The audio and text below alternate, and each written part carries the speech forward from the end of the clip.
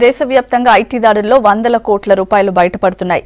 వీటిలో కొత్త 2000 నోట్లు ఉండటం ఆందోళన కలిగిస్తుంది. మరోవైపు అక్రమంగా తరలిస్తున్న కోట్ల రూపాయలు పోలీస్ తనిఖీల్లో పట్టుబడుతున్నాయి. ఇక అక్రమాలకు పాల్పడుతున్న బ్యాంకులపైన నజర్ పెట్టారు అధికారులు.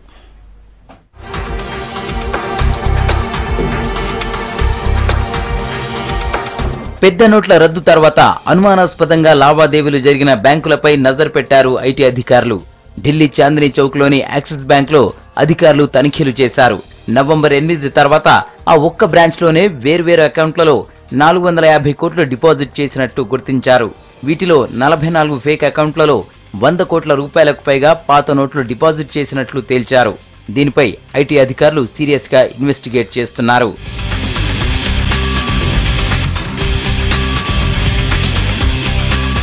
ఇక దేశంలో గుట్టలుగా కొత్త నోట్లు బయటపడుతున్నాయి.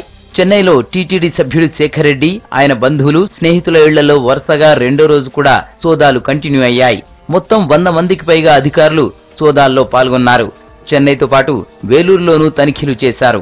8 చోట్ల జరిపిన దాడుల్లో 106 కోట్ల 52 లక్షల నగదు స్వాధీనం చేసుకున్నట్టు ప్రకటించింది కేంద్ర ఆర్థిక శాఖ. వీటిలో 9 కోట్ల 63 లక్షల కొత్త నోట్లున్నాయి.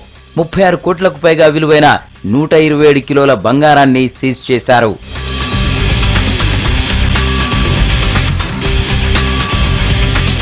గుజరాత్లోని సూరత్లో 76 లక్షలు స్వాధీనం చేసుకున్నారు క్రైమ్ బ్రాంచ్ పోలీసులు.